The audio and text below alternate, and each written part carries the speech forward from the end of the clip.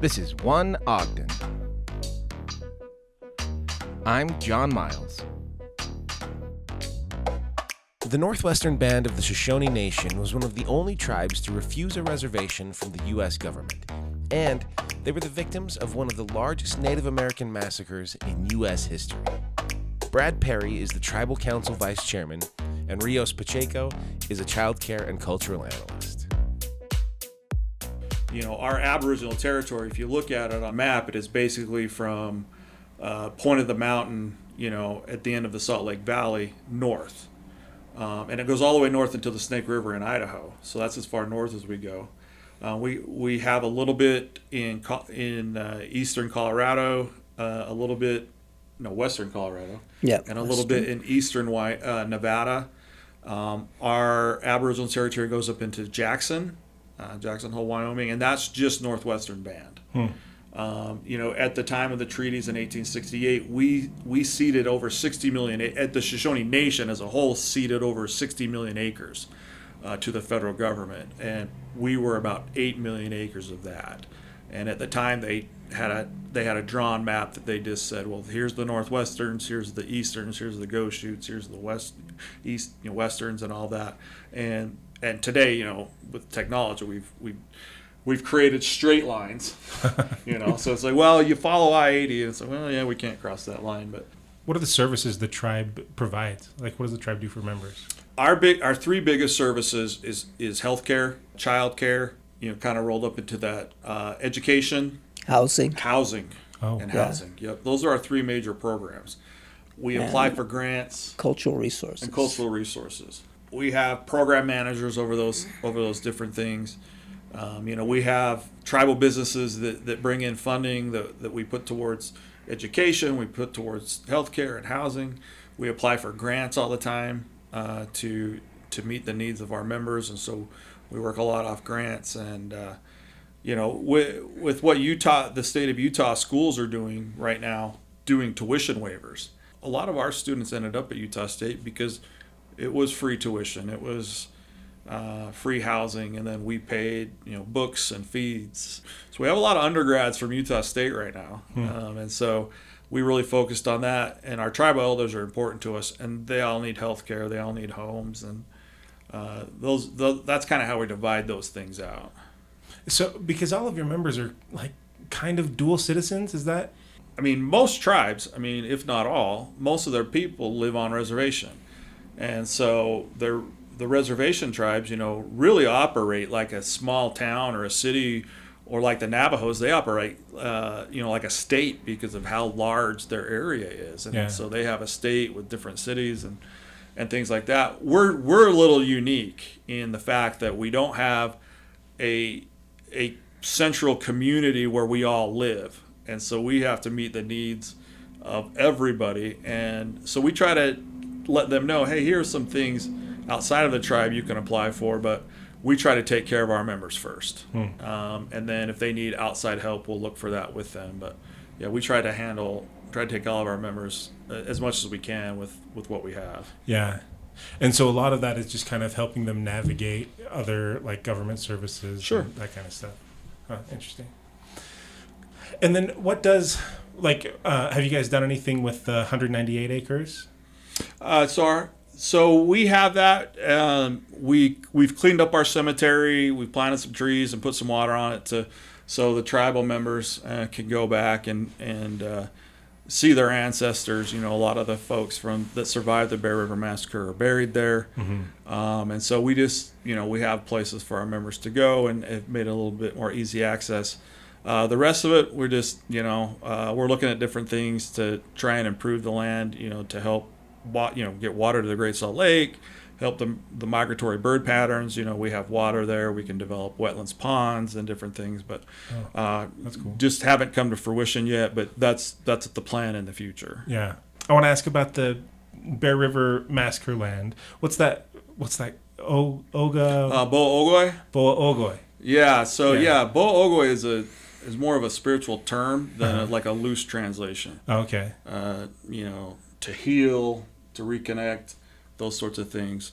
For our marketing purposes, or for lack of a better term, when we write grants, we call it Wuga Ogwa, Bear River, and that's the literal translation. And so it's helped people understand. Oh, okay, right, and that kind of stuff. So is that up by Cache Valley? It's in way northern Cache Valley in Idaho. Okay. So just about 5 miles north of the town of Preston. Can you just kind of tell me the history of that land, like what happened there?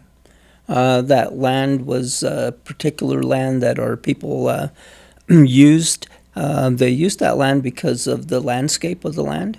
It was a place that had the healing waters where the hot springs would run next to all the clear water springs. So back then, we all had all kinds of plants that grew even through the winter because of the hot springs. Oh. And you could bring in horses, and there would be green grass that they could have right there in the area where the hot springs were.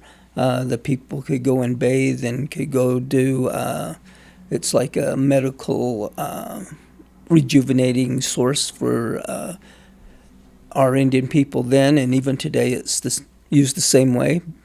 And also it's a place that was one that people would know how to get there because it was a convenient place between all the Shoshone bands that would come from, like today where we have Nevada and Idaho and even up in Wyoming, and some that would come from the Great Salt Lake area up. And it was an area that had a lot of waterfowl in it and a lot of fish. So it was an area of almost like what you would say,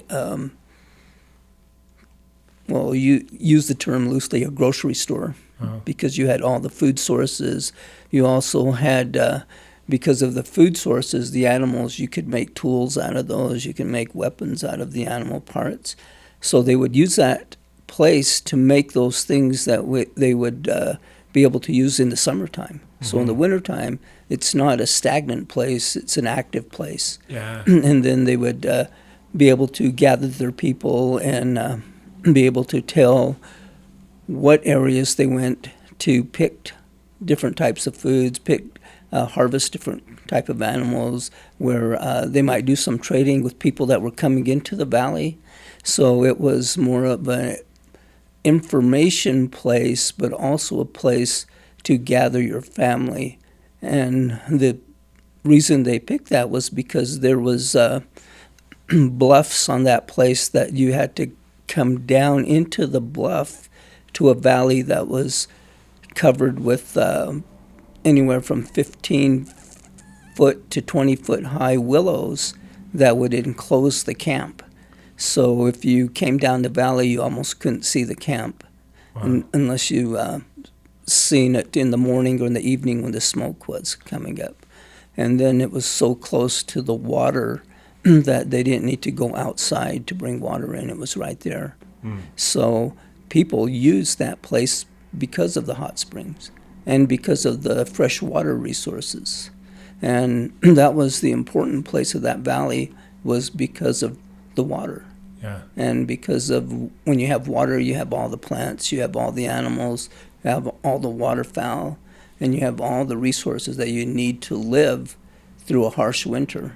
And in Cache Valley at that time, the snow would go anywhere from 5 to 15 feet deep.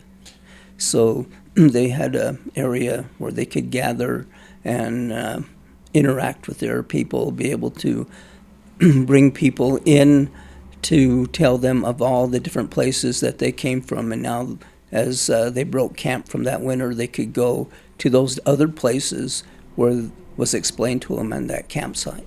Yeah. Well, and I love how you put that the hot spring kept it active in the winter, because I never considered that. It makes it seem like a little paradise. Oh, yeah. Yeah, there was a lot of geothermal activity going on back then, before people started to bring in reservoirs and canals and change the water, which would change the temperature.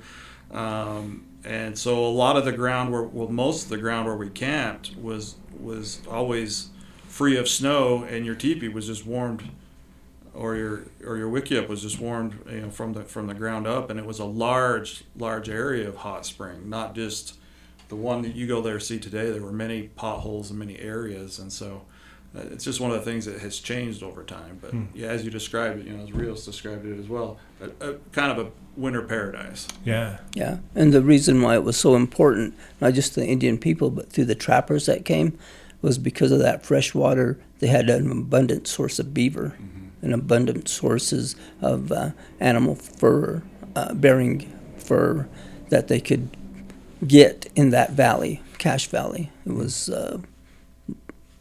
full of resources in that valley. So that's why it was kind of a hidden, prized valley. Yeah. Especially from the people that came in to start settling that area. Yeah. So when did the massacre occur at Bear River? January 29th of 1863. And it was like one of the biggest massacres of Native Americans, is that? Yeah, it actually is the largest killing, largest massacre in United States history in the, basically the lower 48 in the continental United States. And, our oral history always had said, more than 400 people had died there. The Army report was like 224, 225. Eyewitnesses from the town in Franklin counted it at 368, but admitted, well, we didn't go look in the water, we didn't go look here, and they didn't know how many people died of wounds afterwards. And so there was a doctor that had a journal, I can't remember his name off the top of my head. Hans Jasperson. Hans Jasperson, thanks you. Yep. Had went through and counted and got in the water and was counting, and he got up to 492. And so his journal kind of fit with our oral history of we lost 90% of our people. I'm curious about that part. Is most of the history of the tribe passed down through oral history? Yes. There's not like many written documents or anything, dating back to these times, mid-1800s? No, we didn't start learning how to write until the 1900s. But what helped us a lot today to learn more of the things that happened during that time was the journals that the people that were settling that area kept. Yeah. And a lot of it was because of how the Mormon Church taught their members how to keep journals of places that they were settling.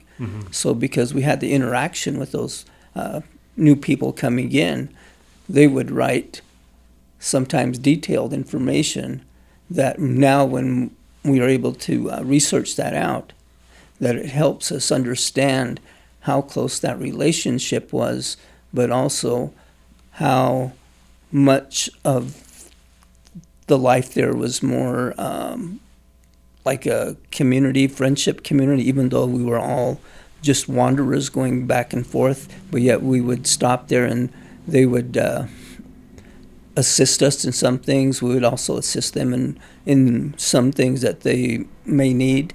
So that way, even after the battle, they were able to help our children to survive and help the older people that got injured and wounded. They would help them survive so that they can continue their life. So when new people come in, no matter where you are, you always have an interaction with them. You're always showing people how to continue in their life. And that's what we're learning a little more from those families that kept those journals, that help us understand how much we are so much alike. And have you guys acquired that land now? Yeah. We purchased the site and some of that riparian corridor there in 2018. So we own about 400 acres in the area. The local farmer who had it for, that land changed hands a bunch of times since 1870. And the local landowner there was just like, hey, do you guys we know it's important to you, do you guys want to buy it? And so we were able to purchase that with funding that we had been saving from businesses and different things. And because when you guys took over the land, then from what I saw from that video on, I think PBS it was, Mm-hmm. you know, the river was all dirty. Like, you guys basically restored that land, right? Yeah, that's what we're in the process of doing. So, you know, as Rios was explaining this winter paradise, you know, and then you see it as you saw it, you know, on the video, it's like, that don't look like a paradise at all. Yeah, it was all overgrown and like the water's brown. Yep. And so it was totally different before, you know, agriculture. Those people there were dairy farmers and, you know, raised corn and those sorts of things in that area. And so they had to change the landscape. It was amazing what they did with irrigation. It was amazing how they created these things out of the area landscape of what it used to be. And so now all we're doing is just saying, okay, you guys did that. Now it's our turn to take it back in time. Mm-hmm. So they took, at the time, before the massacre, it was called Beaver Creek. And it's now been called, since the massacre, it's been called Battle Creek. And that's where we had camped. That was the fresh water source that Rios had talked about. And they channelized it for irrigation. Well, if you do that, and you don't have any meanders, and you just keep, you know, sidewalls sloughing in and cattle and different things, yeah, you get pretty brown, murky, unusable water. And so we just looked at it and said, well, let's just put it back as it looked, you know, prior to 1863. Mm-hmm. Trying to find those river meanders, trying to find those creek meanders, and replant the native vegetation there. That place is overgrown with invasive species: Russian olive, coyote willow, thistles. I mean, just everything you can imagine. And so, right now we've removed about half of the Russian olives that we need to. We've got another couple of 100,000 trees to go. We've planted about 10,000 trees over top of where those Russian olives were, so we can not have any of that regrowth, but have natural regrowth with our plants. And this next year, we will be creating those meanders. So hopefully in 2025, we can release that water back into its natural state, and it will start cleaning itself. And so we're doing a full ecological restoration of that area. And is that now a space that your members have to go, you know, enjoy and all of that? Yeah. Yeah. And then you guys have more plans to expand out there, is that right? Yeah, I mean, if you know, other land opportunities come up, we'll certainly be interested. You know, we would like to build what we call an amphitheater into one of the sidewalls that's, you know, further west of the massacre site, but you can oversee everything, and so people can come and listen. You know, like on every January 29th, we do a memorial. A lot of public show up because they want to pay their respects, and we've just, for years, we did it on the side of the road with 10, 15 people. Now the more people learn about it, we're getting 500-600 people, and cars lined up a mile either way on each side, and it's just not a safe place to have that many people. And so we thought, well, if we can build this and heat the seats with the geothermal water that's there, then, you know, in 10 degrees in January, people can sit there and be warm and listen to that, and also that would be, like you said, a gathering places for our people, and then a place for us to invite other Shoshone nations if we want to do dances and different things again. And so that's one thing we're looking at. One thing that we're looking forward to is we would like to build an interpretive center in the area by where the amphitheater would be, to just kind of have an inside place where people can go and learn about not only our history, but the history of the area. That's a Bonneville Lake shoreline. Just a few miles northeast of there is where Lake Bonneville broke through, and so a lot of history there. And then the history of the people that came in after. You know, it's interesting to hear their stories, and so we want to share that with everybody. Unfortunately, the interpretive center takes donations, and so we're kind of building on that. Mm-hmm. Like, how does the community outside of, you know, your members, how do they engage with you guys? Do you have like services, events, that kind of stuff? We're starting to, you know. We held a planting event a couple of months ago, first week in November, where we had 8,500 different trees and plants that we needed to get into the ground before snow and all that kind of stuff. And so we opened it up to people that we knew and some organizations that had requested, hey, if there's ever a volunteer opportunity. And so we just slightly publicized that. We had about 400 people show up to help us put in those plants. And they did. Within 4 hours, we had everything planted. We'll continue to do certain things like that. As we grow and as we have space to do those sorts of things, we can teach and lectures and those sorts of things and let the community learn from us about our tribe and not from a book that was written in 1930 by somebody who didn't really know us. Yeah. That's one thing a lot of people, they say Native Americans all the time. I notice you guys, you don't mind saying Indians. It doesn't seem to bother you. And people used to call it the old Indian school up in Brigham City. Mm-hmm. Like, you don't call it that. But that's what it was called, I guess. And so, I guess that a lot of that stuff is not really, I don't know, just not an issue to you guys. We don't worry about it. Yeah, right. The old Indian school up there, we didn't have, I don't think we had any members that ever went there. They were mostly Navajo kids. I was wondering, they started out as a boarding school, and then later they opened it up to an intertribal school. Yeah. And then I think we had a couple of the young men that were going into electricians or auto body, and they had almost like a car dealership where they brought in all these tools and stuff. So it was a high-grade learning center for the students, so they could go right into applied technology where they would be able to continue that education in the fields that they might have chose. But they upgraded almost every 2 years at that school. Oh, really? And then finally, when the government ran out of funds for that school, they closed it down, and they tried to take all those things and put them in other schools that were going on. They were involved with high schools, so they had high school activities, and they were just part of the community because they were involved with when they back then they used to have key clubs and different types of clubs, and they were involved with all that. Mm-hmm.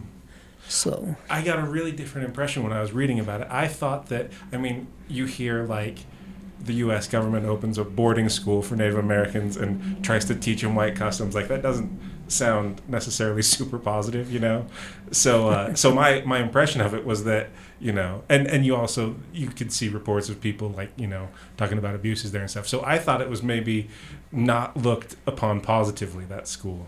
no, they also had a place where young ladies would have children there. Mm-hmm. So they had a place there for their child to take care of their children, how to take care of their children. Mm-hmm. And also they had back then they were starting the police force on reservations. Mm-hmm. So they had a training center there at that facility at the school in that area when they brought it in as an intertribal school. Oh, okay. So they were using that school to help different tribes and different things that they would need on the reservation. And one of the police, back then they call it a police academy, and that was an intricate part of Indian communities. They would have people from all over the United States and Alaska come and be trained there.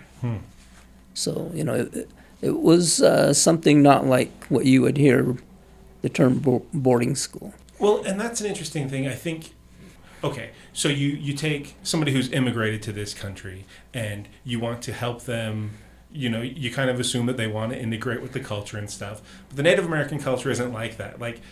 Trying to make Native Americans assimilate to the U.S. culture, feels wrong. You know what I mean? Yeah, so assimilation, that was a really big thing with the U.S. government for a long time, the assimilation program. They tried to force people to do that. Yeah. And that went horribly wrong. Yeah. It actually led to the Indian Child Welfare Act, yeah. ICWA, which has been in the news, where we're able to protect our children from just being taken and assimilated. Uh-huh. And so it's hard. I think it's harder for tribes that have large organizations on reservations, because they've just kept their culture together, and trying to take them out and throw them into a different place, would be hard. But like Rios said, a lot of there have been schools and different things, and nowadays, the tribe put me through school at the University of Utah, and I had a 20-year career with the U.S. Department of Interior. When there was an opening to come back here to help, that was just a no-brainer. That's just what you do, and that's what a lot of tribal students do. Is they go out, they get trained, they have a little bit of a career, and then they come back and help the tribe to keep those sorts of things. So you're not losing your people. We've had to assimilate more than any other tribe just because of our living situation. We don't have that, houses right next to each other, community, our own reservation with our own, our own police force, our own school system, our own healthcare system. We're in this community, so we've had to assimilate a little bit more. So our issue is trying to keep our culture alive with our kids and their kids and with our people. Whereas, like as you just noted, it would be hard for say a tribe on the reservation to come out and try and assimilate everybody at one time. Where they are in their group, they have their culture, they have their religion, they have their school system, they have those sorts of things that they all get to take care of, which is wonderful. The fact that we didn't have that is our problem, is trying to keep our culture alive. And with so much of that stuff being passed down through oral history, is that like a big focus within the families in your tribe? Is somehow trying to preserve those oral histories? Is there an effort along those lines? Yeah, to preserve the oral history was difficult because they had to learn a new language. They had to give up some of the things. And today we find out that we're doing the opposite. We're trying to regain the language that they had to give up just to live in the society today. Yeah. But we're trying to be able to adjust that so we can have both the language and the culture in the society we live in today. But also what is so important is the language that our older people have left us will never go away, because it comes back to us as we are being able to teach the younger children. The younger children pick that language up because when you first talk, you talk with the language that is spoken to you first, and then you retain that language. But then as you grow older, you can absorb different languages, but you always somehow are able to come back to that first language. Because of how our oral history, they are teaching it a little at a time, but repeating it so often that people will carry 2 or 3 phrases with them through their life. And when they get older, they remember those phrases, and by remembering those phrases, have the will to retain more. And that's why being able to find ways to teach our people, and one of the ways now is through technology. I don't know if you noticed, a lot of tribes are using technology to teach their children how to speak the language. They're actually making cartoons with the figures talking in their languages. They're making animals talk to one another in the language. And by doing that, the kids are associated with those visual things, that they're able to pick up that language, and pretty soon that language just comes back to them because of how their people told those stories in small animal forms or picture forms. So you seen them in your mind when they were talking. And now they're visualizing them and hearing the words coming from those animals. So it's kind of a reverse process of bringing our language and bringing our culture back.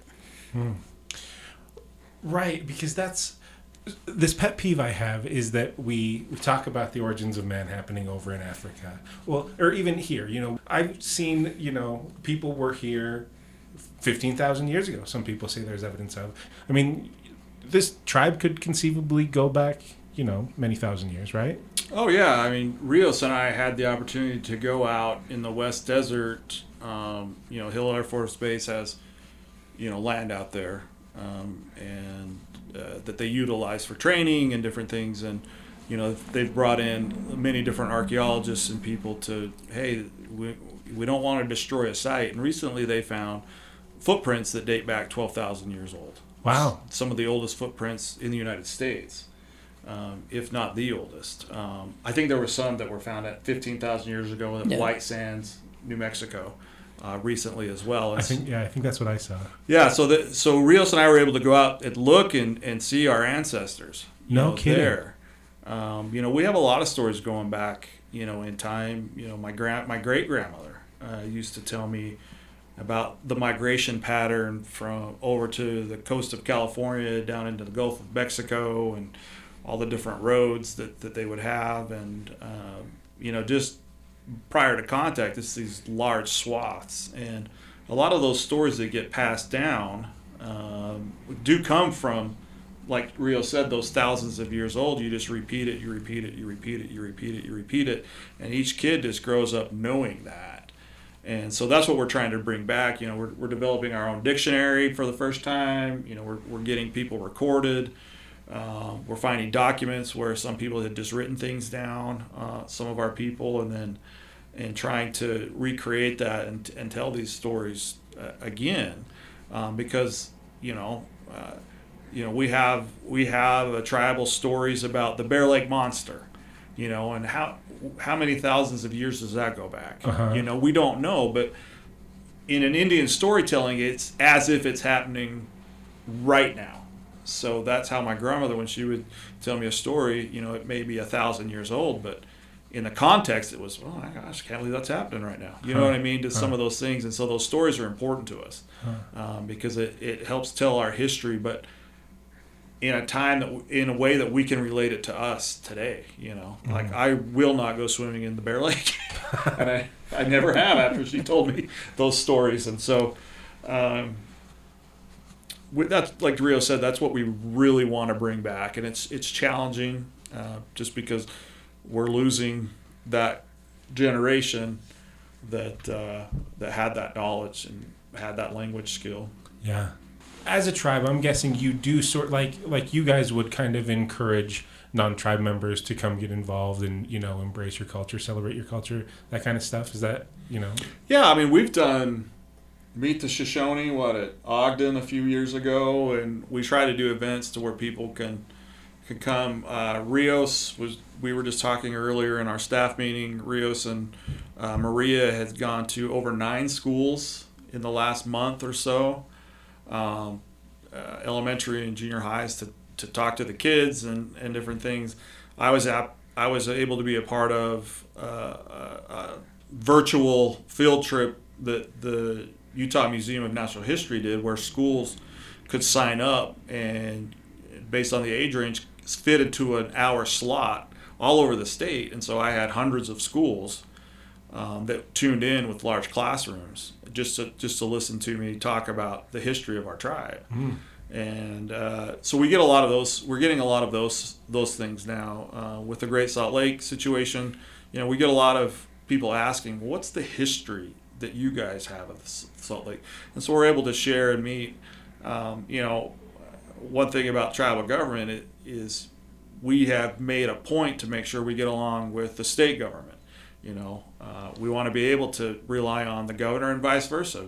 And the lieutenant governor. We think we have that sort of relationship with them. Is if they need anything from us, give us a call, and vice versa. And so we just have all of these things that we're trying to do within the community, and speak at appropriate times and speak at appropriate places where it makes sense. We don't have to be included in everything. But if somebody wants to learn something, and it's a big community event, we'd certainly like to go and do that. And we hold our own little community events when we can. Yeah. Well, most of it is to have the people recognize that there are people here before they came in. Because a lot of people that come in don't recognize the people that were before them. Mm-hmm. They always think they're the first ones. They always think they're here because they bring in something new. Mm-hmm. What they don't really understand is everything starts from a basic thing, and then it starts to grow from there. So while we were here, we were learning how to use the plants for medicines. We were learning how to use the plants to survive with the food sources that was here. We were learning how to use the different animal parts to make our tools with. We were learning how to understand how to keep the forest green by taking out all the dead, by burning out the forest so that new growth would come. So if we're looking for plants to make our baskets out of, sometimes you let those plants overgrow and there's no new growth, and all of a sudden those plants become bigger and they're not useful to you. But if you burn them down, they're all young and come up, and now they're useful to you. So you know how to provide the land with a way to grow new plants in more abundancy. And those are just basic things that you start from.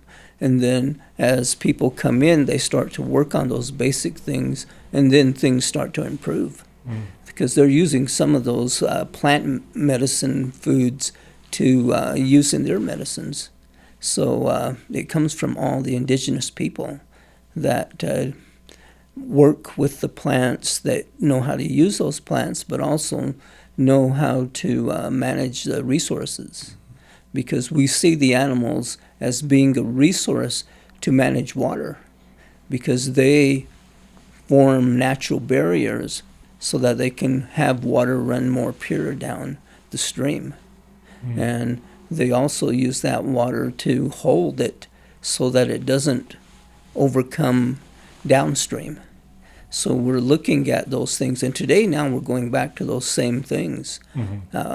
One of the things that we want to do on our restoration is bring back the beaver ponds. So that way it's a way to help our water system and help the plants, so that there's a water base for them to start growing.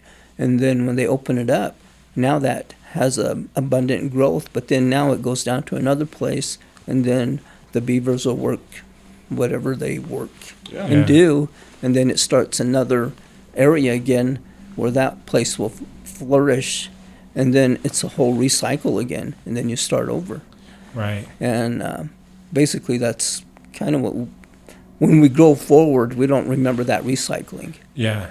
And now we're trying to build it up man-made. Yeah. Right, right. It seems like environmentalists now are just now coming back around to where you know, Native Americans have been for hundreds of years. Yeah, I mean, we get asked that a lot. You know, the new term for a lot of these areas that people use are beaver dam analogs, where they go in and build, like you said, fake beaver dams, and then reintroduce beaver, and then they'll start doing those. On our system, we've got a couple of 3 beavers that have come back that are building some dams, and we'll put in some analogs. But yeah, people ask us, we're like, well, if you wouldn't have messed with it in the first place, yada yada, it wouldn't be like that. But you know, they had to. They absolutely had to survive. And so, but yeah, they're going back to the same traditions now that we had prior. You know, Salt Lake wasn't discovered in 1847. Right. You know, as the history books here in Utah say.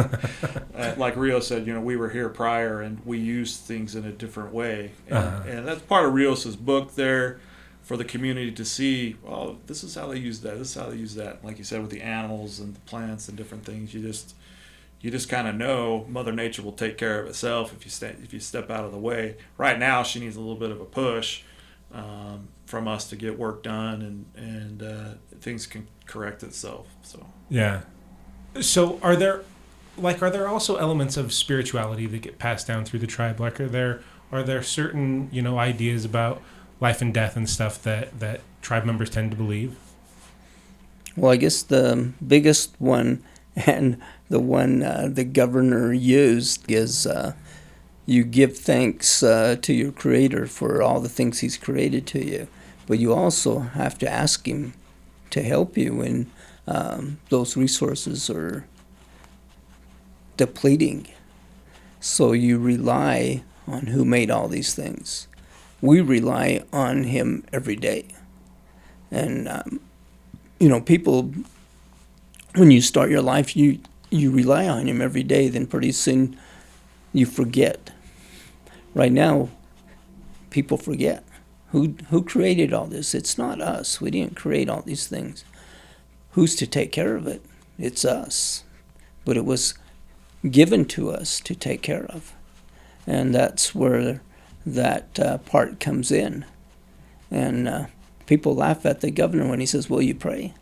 Let's all pray. And then pretty soon, what happened? Rain. We got rain. Something happened. Snow and rain. Because he respected those things. And once you do that, you don't know. It's just like a farmer when he plants his seed. He's not just planting that seed and walking into his house and doing whatever. He plants that seed, and while he's walking, he's praying, saying, "I hope that crop is good." And he says, "Help me with that." And that's a universal thing. But to us, it's every day of our lives. People in our culture are taught that if we don't respect those things, pretty soon we lose those things. Pretty soon you have to work harder to bring them back. But if you respect them, they will always be there. That's why when we're working on this land, we respect the land first before we do anything to it. But we give thanks to the Creator for creating that. But there's been things that happen to it. Now we have to bring that back. But we can't do it without Him. Helping not just us, but all the people that are there, being able to contribute to that. And that's just part of everyone's life if we remember that basic part.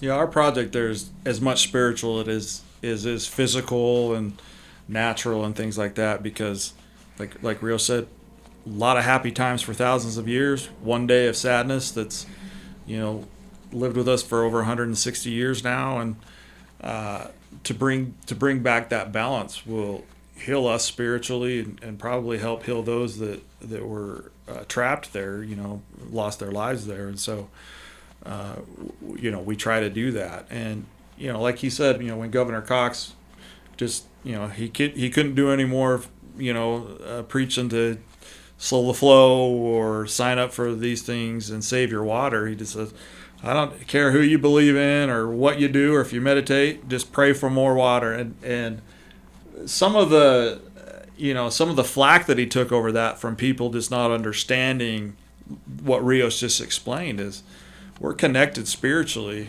and just have a thought. Whatever you believe, even if you don't believe, you can certainly think and put that positive energy out there. But that was something that resonated with us. We're like, yeah, that's what you do. It didn't faze us. Yeah. In that way, I read it and thought that was a good comment. Whereas I had friends like, I can't believe he's asking us to pray. And I'm like, well. And then at the end of the snow year, people are like, well, maybe he had something, But it was, it's interesting when we get asked those questions because, our spirituality usually lines up with, Christianity or Buddhism or whatever. It's just like Rio said, we're all the same. Yeah, it really aligns with any other religious teaching. Yes. It just sort of enhances it and maybe it puts an emphasis on a person's responsibility, personal responsibility. Oh, yeah, because, our conversation right now is talking about water. When we had that massacre, water is in two forms at that massacre. It was one where it was a solid state, where it was frozen, and then the next one was when it falls, it's liquid. During that battle, our people prayed to stay alive. They used that spirituality to help them survive that tragic time. But at the end, when they knew all that could be done, they prayed for new life. And right after that battle, it started to snow again. What does snow bring when it melts? It brings new life. Everything regrows. So when we respect those things that way, we understand we don't end, we just continue. But we need to give that respect for how life starts. And it starts from our Creator's creation story. Everything comes in order, one at a time. First you create something, then you have to put something on it, then you have to water it, then you have to bring different elements so that way it is being able to withstand things, and then you bring the things on last. And that's how we see how things are, because that's how He created where we are today. But we have to respect that every day and be grateful for just living here and have life for tomorrow, for tonight, and continue our lives. But also be grateful when our lives are ending so that someone else will carry on after us. How can people support the Cultural Center or everything you're trying to do up there? Do you guys do donations, that kind of stuff? Yeah, we do. We do take donations. How's our donation site? Yeah, NWBShoshone.com/Wuga Ogwa. WUDAOGWA. You can log on there and donate. We'll have certain other things that come up, like if somebody wants to sponsor a tree for us to plant there, from out the world, somebody can sponsor that sort of a thing and feel like they've contributed, hopefully. That's cool. The volunteer days that we're trying to do, it really helps us, to meet our goal of planting 300,000 new native plants and trees. We've done 10,000 so far, and that sort of a help is what we're looking for. That's sort of a bunch of people come and help you clean up the area up there? Exactly, same. Yeah. Yep. And do you guys find artifacts out there? We do. We've found a few things if we've been out there. The most interesting piece that we've found so far it's called Elko chert.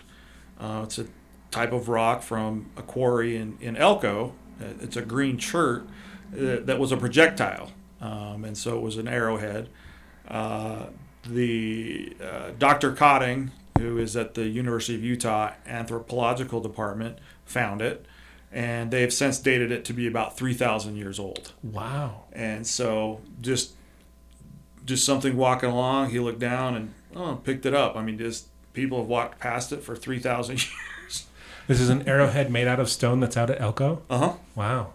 That's cool. Yeah, and so he knew what it was when he picked it up, but we gave it to the University of Utah to study, and when they're done with all of those sorts of things, they'll give us that back to us with all the information. But their preliminary findings is it's about 3,000 years old. Wow. We've found other one thing that's really tied to Shoshones is obsidian, because of lava hot springs and all the volcanic activity up there that creates that glass, that lava glass that's extremely sharp. Mm-hmm. We find shards and shards and shards of that all over. Like Rios said, you'd come and camp there, so you just have these big rocks that you just work into different tools. And we found plenty of shards and arrowheads like that in the area. So wow. And like Rio said, when we're talking with the people there that settled it after we left, and some of those earlier generations, some of those older people, we used to go out and find arrowheads every day, and so a lot of people have really accumulated a lot of things